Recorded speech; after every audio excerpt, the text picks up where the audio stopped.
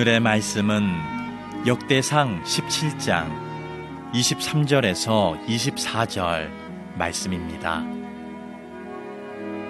여호와여, 이제 주의 종과 그의 집에 대하여 말씀하신 것을 영원히 견고하게 하시며 말씀하신 대로 행하사 견고하게 하시고 사람에게 영원히 주의 이름을 높여 이르기를 만군의 여호와는 이스라엘의 하나님 곧 이스라엘에게 하나님이시라 하게 하시며 주의 종 다윗의 왕조가 주 앞에서 견고히 서게 하옵소서.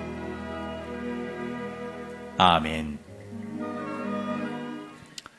우리가 뉴스를 보다 보면 종종 그 앵커들이 전하는 소식 가운데 이런 단어를 듣습니다. 집행유예라는 말. 법적인 용어지만 집행유예는 말 그대로 집행을 잠시 미루는 겁니다. 형은 선고됐지만 집행을 미루고 자유를 줄 테니까 그동안 자숙하면서 더 이상 죄를 짓지 말라라고 약속하는 것을 법에서 집행유예라고 합니다. 그렇게 되면 이제 피고인은 곧바로 풀려나지요. 그래서 구속됐다가 재판받으면서 집행유예 받은 사람들 보면 다 얼굴이 밝은 표정으로 나옵니다. 그런데 이걸 착각하시면 안 되는 게 완전히 자유를 얻은 게 아닙니다. 집행유예는 지금부터 이 사람이 어떻게 살아가느냐, 어떻게 반응하느냐에 따라서 이 집행유예가 정말 이 사람한테 자유가 될 수도 있고 더한 고통이 될 수도 있습니다.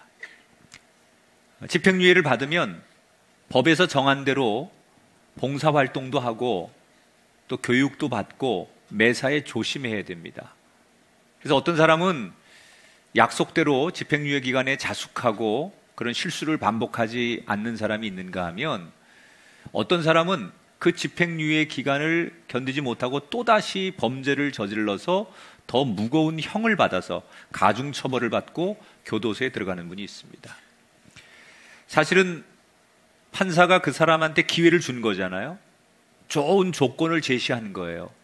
그런데 자기가 그렇게 좋은 조건을 제시받고 그것을 지키지 못해서 받은 약속과 선물을 자기가 잘 누리지 못해서 근본적인 약속이 깨지는 관계. 우린 살아가면서 가능하면 좋은 약속을 받고 싶어요. 확실한 약속. 예를 들면 사업하시는 분들에게는 거래처로부터 정말 확실하게 보증할 수 있는 그런 것들을 약속받고 싶지요. 신앙인들도 기도하다 보면 우리 가정을 위해서나 또 자녀를 위해서 기도할 때 하나님으로부터 확실한 그런 정말 정확한 그런 약속을 다 받고 싶어 합니다. 어떻게 하면 우리가 하나님 앞에 정확한 약속을 받을 수 있을까? 여러분, 그것은 약속하는 상대의 능력과 신뢰의 문제이기도 해요. 하나님은 우리에게 약속한 것을 반드시 이루시는 분. 여러분, 성경이 우리에게 증거하는 것은 이미 오래전에 구약 성경에서부터 하나님은 이 땅을 구원할 메시아를 약속하세요. 이스라엘 백성들에게 약속하시고 이 땅의 모든 사람에게 약속하시고 그 약속을 지키기 위해서 이 땅에 하나님이 인간의 몸을 입고 오시는 예수 그리스도의 탄생이 약속 때문에 이루어지는 거예요. 2019년을 시작하는 여러분에게 하나님은 오늘도 약속하십니다. 내가 너와 너의 자녀와 가정을 푸른 초장으로 인도할 것이고 기도하고 너희들이 간구한 대로 응답할 것이다. 여러분 다 송구 영신 예배 오셔서 또는 한 해를 시작하면서 하나님이 나와 우리 가정에 주신 약속을 다 여러분 받으셨어요. 문제는 하나님은 약속을 하셨는데 그 약속을 받은 내가 약속을 받은 이후에 어떻게 반응하고 어떻게 사느냐.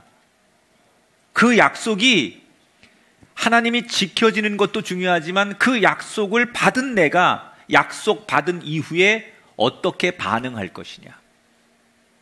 오늘 역대상 17장에 하나님으로부터 엄청난 축복을 약속받은 다윗이 그 은총을 어떻게 반응하느냐, 그런 놀라운 이야기를 함께 나누면서 우리가 2019년을 이런 자세로 살아야 되겠다. 자, 여러분, 다윗은 정말 우여곡절 끝에 이스라엘의 새로운 왕이 됩니다. 왕이 되자마자 그는 예루살렘을 수도로 지정합니다. 그리고 모든 대내외적인 정비를 하지요. 우선은 왕권을 강립하기 위해서, 좋은 정치를 하기 위해서 왕궁을 짓고 새로운 수도에다가, 그리고 또 하나 주목해 볼 것은 하나님의 법궤를 예루살렘으로 가져와요. 그러니까 다윗이 한 일 가운데 여러 가지가 있지만 그 중에 우리가 주목해 볼 것은 예루살렘의 수도를 옮긴 다음에 제일 먼저 한 일이 법궤를 예루살렘에 가져왔다는 거예요.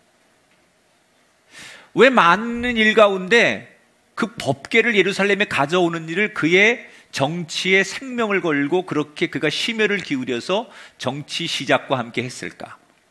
이 여러 가지 의미가 있는데 그 중에 제일 중요한 의미는 내가 이스라엘의 왕이지만 이 이스라엘을 나는 하나님의 말씀으로 다스리는 나라가 되게 하고 싶다. 이게 왕의 정치 철학이에요.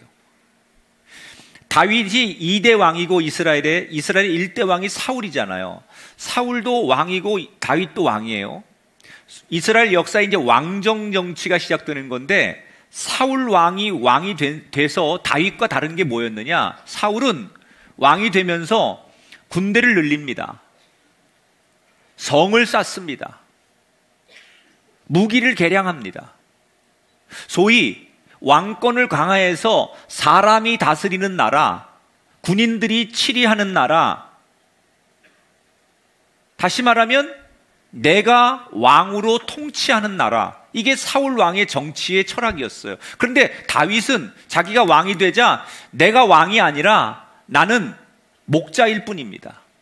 하나님의 말씀이 이 나라를 다스리고 하나님 말씀이 있는 곳에 내가 내 백성들을 데리고 그 말씀이 있는 곳까지 인도하는 목자입니다.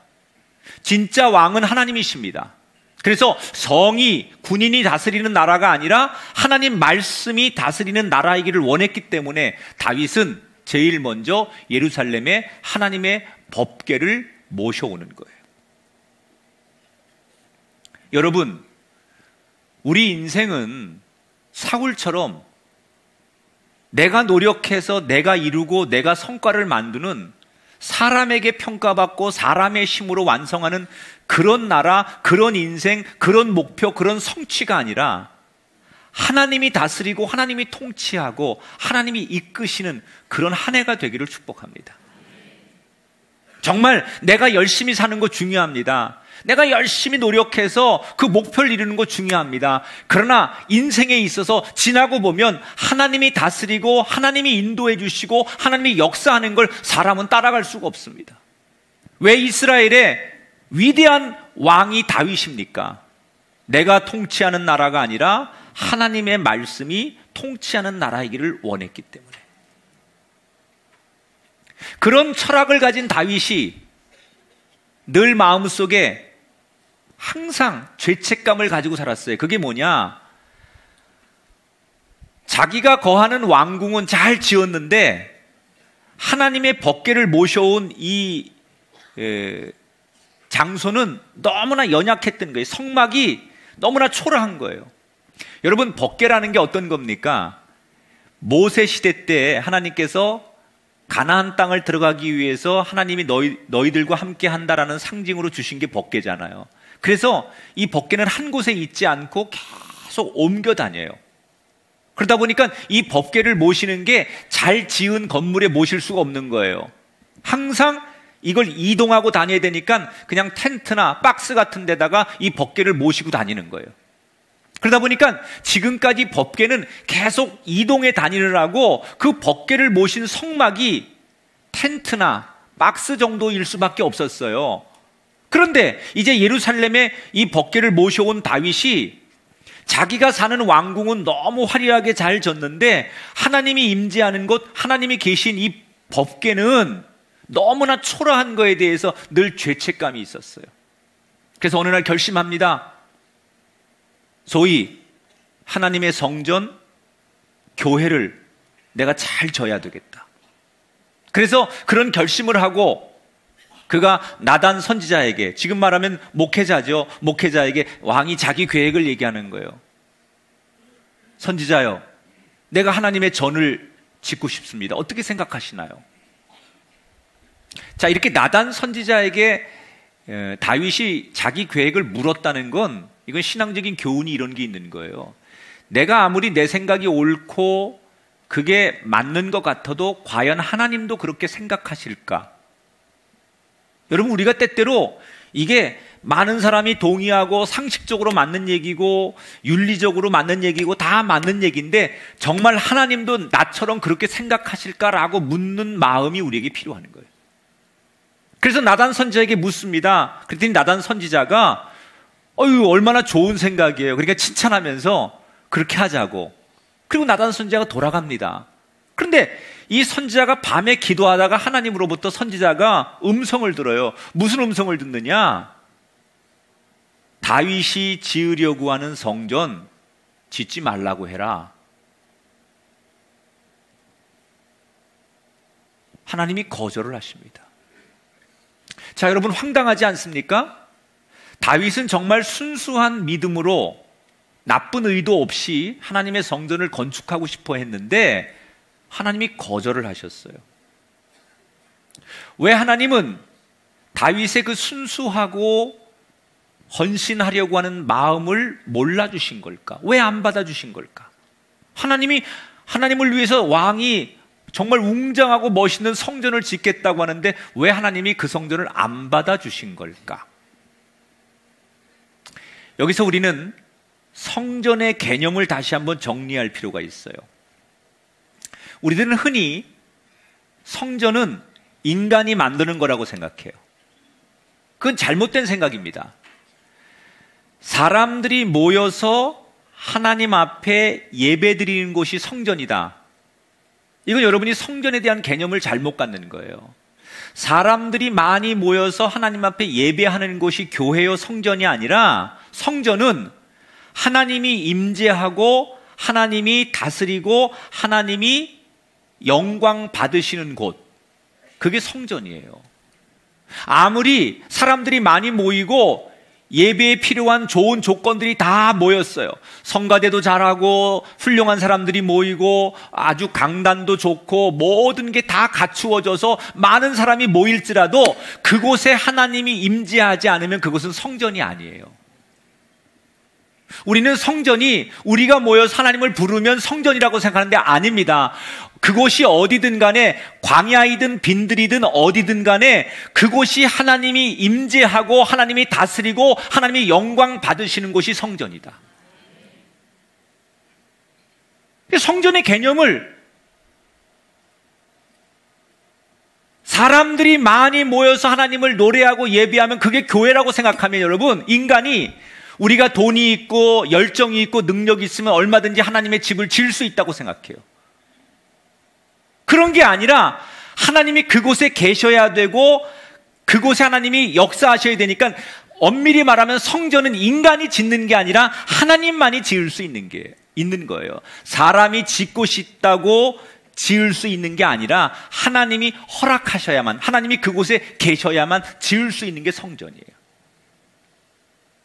여러분, 여러분의 삶이 성전이 되길 바랍니다. 여러분의 가정에 하나님이 함께 하시는 성전이 되길 바랍니다. 여러분의 일터가 성전이 되기를 주님의 이름으로 축원합니다. 사람만 많이 모이고 그저 우리가 불려지는 예배당이 아니라 하나님이 임재하고 하나님이 다스리고 하나님께서 역사하는 곳, 진짜 성전이 우리 교회가 되기를 바랍니다. 그게 성전이라면 사람이 짓는 게 아니에요. 다윗은 왕입니다. 돈과 권력과 인력과 모든 걸 다 가지고 있습니다. 그런데 못 집니다. 하나님이 짓는 거예요, 성전은. 그런데 하나님이 내가 짓겠다고 하시면서 하나님이 지을 때 그 사람에게 네가 도와라 라고 했던 사람이 솔로몬이에요. 여러분, 솔로몬은 성전 한 번 건축하고 나서 사람이 받을 수 있는 복을 일평생 다 받습니다. 여러분이 돈 있다고 능력 있다고 하나님의 성전을 좌지우지할 수 있다고 생각하지 마시고 하나님만이 하실 수 있는 그 일을 내 인생에 나에게 맡기셨을 때 그때 솔로몬과 같은 복이 여러분과 가정에 임하시게 되기를 주의 이름으로 축원합니다. 그러니까 이 솔로몬이 사실은 처음엔 충격을 받는 거예요. 내가 하나님의 성전을 짓겠다고 하는데 하나님께서 짓지 말라고 하니까. 자, 근데 나단 선지자가 하나님께서 네가 성전 짓는 걸 원하지 않는다고 말씀하시면서 그 뒤에 축복의 말씀을 전해주세요. 11절부터 13절 같이 읽어보겠습니다. 여호와가 너를 위하여 한 왕조를 세울지라 내 아들 중 하나를 세우고 그 나라를 견고케 하리니 그는 나를 위하여 집을 건축할 것이요 나는 그의 아버지가 되고 그는 나의 아들이 되리니. 자, 두 가지를 말씀하세요. 먼저 하나님이 네 그 아름다운 마음을 잘 받았다는 거예요. 하나님이 행위를 받으시는 게 아니라 우리의 마음, 우리의 믿음, 우리의 본질을 받으신다는 거예요. 비록 다윗이 성전 건축은 못했지만 하나님께서 그 애틋한 네 헌신의 순수한 마음을 하나님께서 다 받아주셨다는 거예요. 그러면서 뭐라고 약속하시냐, 하나님께서 네가 나를 위해 집을 짓겠다고 하는데 안 줘도 된다. 대신에 내가 너의 집을 지어주겠다. 여기서 하나님이 다윗에게 너의 집을 져주겠다라는 말은 우리가 말하는 이런 건물의 집이 아니라 그 인생의 집이죠. 너와 너의 후손들과 너의 자손들이 이 땅에서 영원하도록 너의 가정과 가문의 집을 지어주겠다. 인생의 집을 지어주겠다는 거예요. 여러분, 이스라엘은 다윗이 왕이 되기 전까지는 이스라엘의 역사는 모세로부터 시작하는 거예요. 모세가 이스라엘을 애굽에서 이끌어내면서 모든 시작은 모세로부터 시작됐어요. 그런데 그 역사가 다윗 왕에 오면서부터 이스라엘의 역사는 다윗 왕으로부터 시작돼요. 너로 인하여 너의 자손들을 통해, 다윗의 자손들을 통해 이 땅에 구원자인 메시아를 보내게 되는 거고, 모든 다윗의 자손을 통해서 이스라엘 역사가 쓰여지는 거예요. 그 말은 무슨 얘기예요? 하나님께서 다윗의 인생을 통해서 그의 자손과 그의 자손들 혈통을 통해서 위대한 인생의 집을 지어주시는 거예요. 여러분의 조상들도 훌륭하고 여러분의 아버지, 어머님 다 훌륭하지만 바라기는 여러분이 가정에 여러분의 자손들 가운데 믿음의 다윗이 되길 축복합니다. 그런 분들이 많이 나오게 되기를 주님의 이름으로 축원합니다. 뜻밖의 나는 하나님 앞에 성전을 지으려고 했는데 거절을 당했어요. 그런데 하나님이 내 마음은 받아주셨어요. 그러면서 생각지도 않게 너의 인생의 집을 내가 대신 지어주마. 이런 엄청난 축복을 약속받았어요. 이때 선지자로부터 이런 축복을 전해들은 다윗이 너무너무 감격하는 거예요. 그래서 하나님 앞에 감사의 기도를 드리는 거예요. 뭐라고 감사의 기도를 드리느냐? 16절에 보니까 여호와 하나님이여 나는 누구이오며 내 집은 무엇이기에 나에게 이에 이르게 하셨나이까? 이게 무슨 얘기냐? 하나님, 나 같은 놈이 뭐라고, 나 같은 사람에게 어찌 이리 큰 복을 주십니까? 내가 누구간데 나같이 초라하고 보잘것없는 사람에게 하나님 이렇게 큰 은총을 허락하십니까? 하나님이 주신 약속에 대해서 너무 감격해하는 거예요. 하나님, 나는 아무것도 아닌데, 난 그 옛날 들에서 양을 치던 목동에 불과한 사람인데 하나님께서 나를 이렇게 세우셔서 한 나라의 왕이 되기까지 하셨는데 이것만으로도 감격스러운데, 하나님, 나를 통하여 내 자손과 이스라엘 역사를 나를 통하여 쓰시겠다고 하나님이 개입하셔서 내 인생의 집을 지어주시겠다니 나같이 부족한 사람을 어찌 이렇게 사랑해 주십니까? 하나님이 주신 약속 앞에 다윗이 겸손하게 반응하는 거예요. 18절에 가보면 또 한 번 겸손해지죠. 주께서 주의 종에게 베푸신 영예에 대하여 이 다윗이 다시 주께 무슨 말을 하오리까? 주께서는 주의 종을 아시나이다. 하나님, 나같이 부족한 사람 왜 이렇게 사랑해 주시고, 나같이 허물 많은 사람, 자격 없는 사람 왜 이렇게 하나님 나를 사랑해 주십니까? 정말 너무 감격스러워서 그 하나님 앞에 가장 겸손하게 기도하는 거예요. 자, 여기 아주 중요한, 우리가 올 한 해를 살아가면서 붙들어야 될 진리의 말씀이 있어요. 하나님이 우리 모두에게 약속하셨어요. 내가 너와 함께 할 것이고 너의 오른손을 붙들어 내가 너를 인도할 것이라고 약속하셨어요. 그 하나님이 우리에게 주신 은총의 약속을 받은 우리가 어떤 자세로 하나님 앞에 서야 되느냐? 겸손해야 된다는 거예요. 하나님 앞에 가장 우리가 겸손하게 살아야 돼요. 지금 다윗은 왕입니다. 자기 밑에 수없는 사람이 있고 자기 위에는 아무도 없는 거예요. 그런데 그 왕이 하나님이 주신 은총의 말씀을 붙들고 주의 종을 통해서 주신 그 말씀을 붙들고 어떤 자세를 취해요? 하나님 앞에 납작 엎드려서, 하나님, 나는 목동에 불과합니다. 나는 천하고 천한 사람이고 나는 아무것도 아닌데 나 같은 죄인을, 나같이 보잘것없는 과거의 인생을, 나같이 쓰레기 같은 인생을 하나님 왜 이렇게 사랑해 주십니까? 그 하나님의 은혜를 인간이 할 수 있는 가장 낮은 자세로 겸손하게 하나님 앞에 감사하는 거예요. 우리가 하나님의 은총과 약속을 믿는다면, 난 하나님이 돌봐주는 사람이야, 이렇게 기고만장한 인생이 아니라, 하나님이 날 축복해서 이렇게 내가 돈도 벌고 명예도 얻고 내가 이렇게 잘 나가, 이렇게 기고만장하고 교만한 인생이 아니라, 하나님이 나 같은 사람을 이렇게 세워주셨으니 한없이 부끄럽고 보잘것없는데 나 같은 사람 이렇게 축복해 주셨으니, 지난 과거를 생각하면 나는 감히 이 자리에 설 수 없는 사람인데 하나님께서 나 같은 사람 이 자리에 세워주셨으니 주님, 나는 아무것도 아닙니다, 이런 마음을 가지고 살라는 거예요. 오늘 우리 시대를 가리켜 PR 시대라고 불러요. 자기를 잘 부각하고 자랑해야만 살아남는 시대. 그러나 여러분, 자기를 잘 디자인하고 자기를 사람들에게 소개하고 자기를 드러내고 자기 능력을 나타내는 것보다 더 중요한 진리가 있어요. 겸손해지는 거예요. 제일 어리석은 사람이 자기가 대단하다고 생각하는 사람이에요. 저는 가끔 제가 어릴 적에 불우하게 자랐던 그때를 늘 생각해요. 안산에 와서 처음 지하교회에서 교인 한 명이 없어 울며 하나님 앞에 매달렸던 그 개척교회 지하교회를 생각해요. 부교육자 한 명도 없이 새벽 4시에 일어나서 밤 12시까지 교회 살림을 도맡아서 전도하고 기도하고 정말 교회에 내 청순을 바쳐서 열심히 일했던 그때를 잊지 않으려고 해요.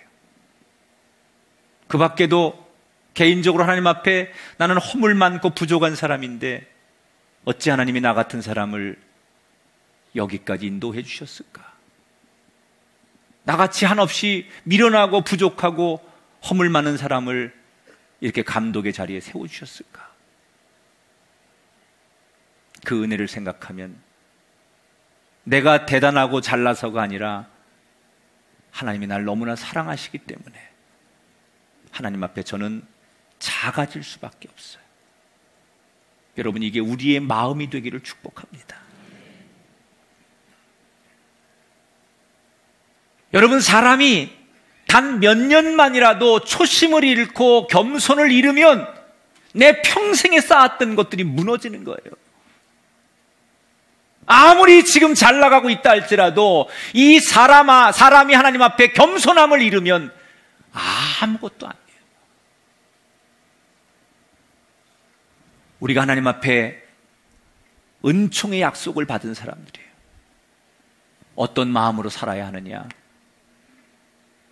겸손해야 돼요. 금년 한 해 동안 겸손이라는 단어, 내가 잘 될수록, 형통할수록, 내 목표가 이루어지고 성과가 나타날수록 우리가 가져야 될 가장 중요한 자세, 겸손을 잃으면 안 된다. 하나님, 나 같은 게 뭐라고?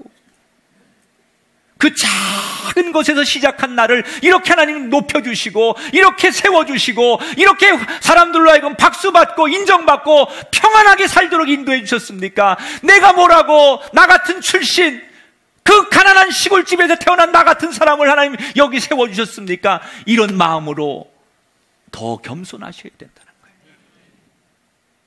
다윗은 그랬어요. 왕이 되었지만 하나님의 은총의 약속을 받은 다음에, 하나님, 나같이 부족한 사람 왜 이렇게 사랑해 주십니까? 올 한 해 하나님께 약속받은 우리가 다윗처럼 겸손한 한 해가 되기를 축복합니다. 따라합시다. 나는 아무것도 아닙니다.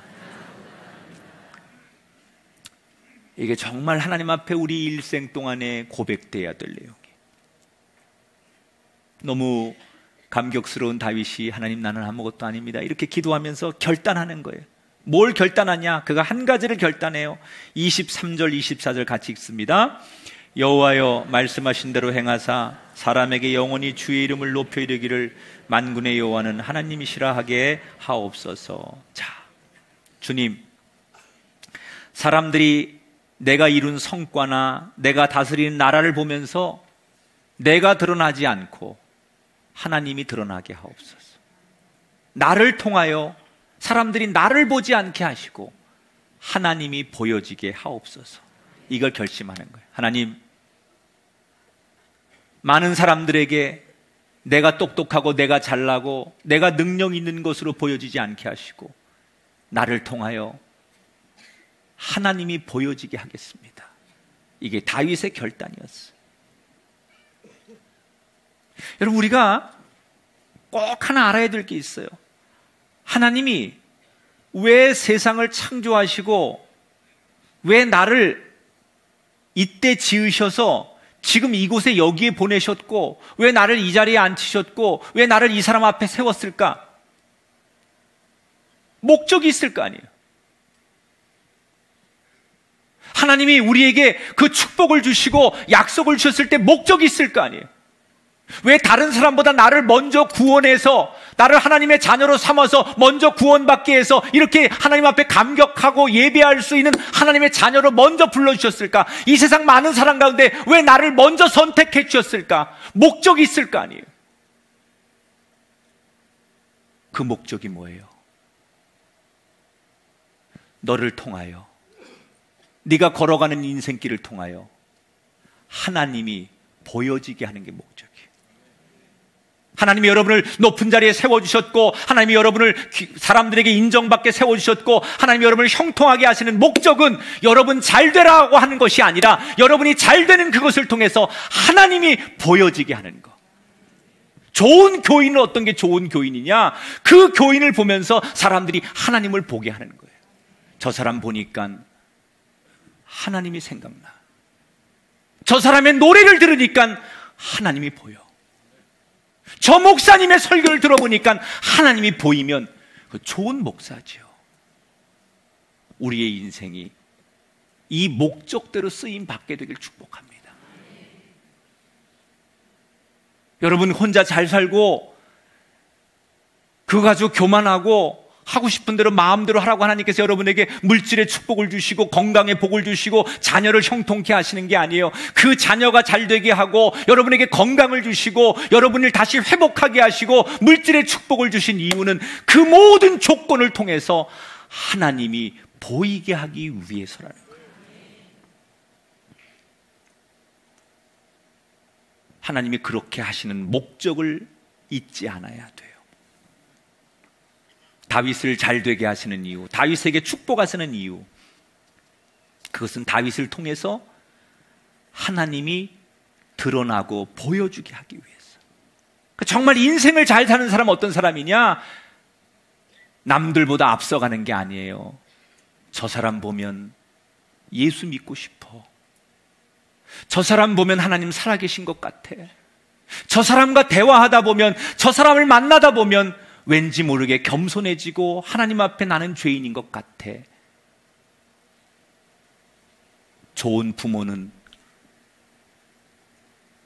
자식이 원하는 걸 주는 게 부모가 아니라,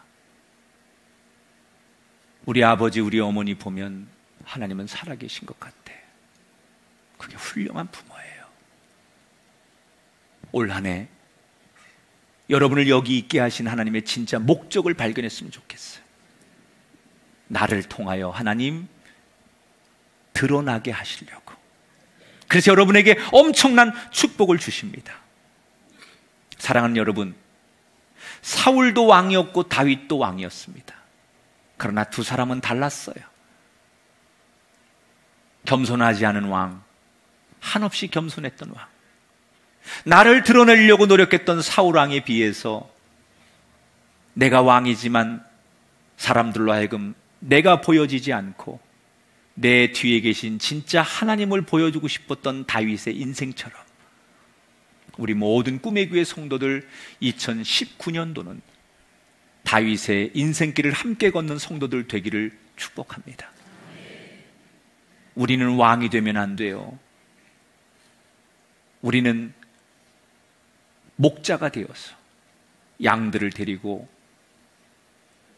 푸른 초장, 쉴만한 물가로, 하나님이 있는 곳으로 우리가 이끄는 리더가 되어서 그곳에서 함께 양들이 살찌고 배부르고 편안할 수 있는 그런 인생길을 함께 걷는 진짜 하나님이 다스리는, 하나님이 인정하는 아름다운 목자들의 삶이 우리 꿈의 교회 성도들에게 넘쳐나게 되시기를 주의 이름으로 축원합니다. 나는 주만 높이리, 나는 주만 높이리, 결코 내맘 변치 않네. 세상 모든 권세 모든 영광 십자가 앞에 다 버리고 나의 충성과 내 헌신 내 모든 소망 오직 예수. 나무에 달려 죽으신 그분께 오직 우리 주께, 오직 우리 주께 내 믿음 소망 찬양 받기 합당한 분, 또 오직 만왕의 왕께 엎드려 경배하며 모두 드리리.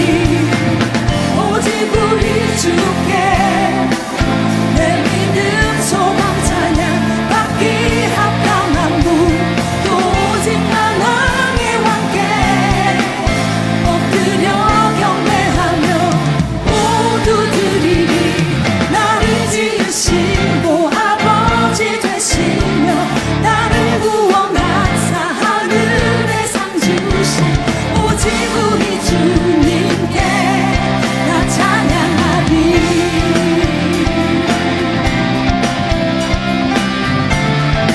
나는 주만 높이리, 나는 주만 높이리, 결코 내맘 변치 않네. 세상 모든 권세 모든 영광 십자가 앞에 다 버리고 나의 충성과 내 헌신 내 모든 소망 오직 예수. 나무에 달려 죽으신 그분께 오직 우리 주께, 오직 우리 주께 내 믿음 소망 찬양 받기 합당한 분, 또 오직 만왕의 왕께 엎드려 경배하며 모두 드리리.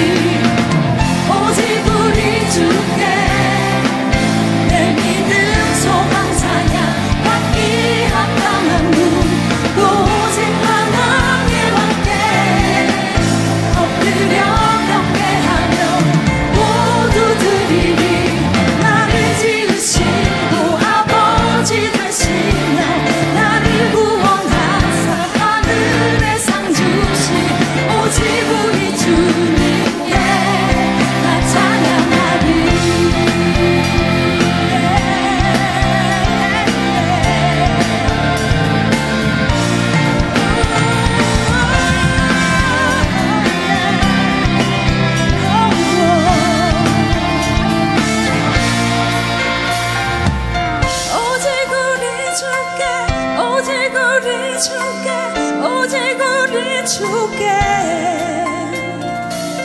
오직 우리 주께 오직 우리 주께 오직 우리 주께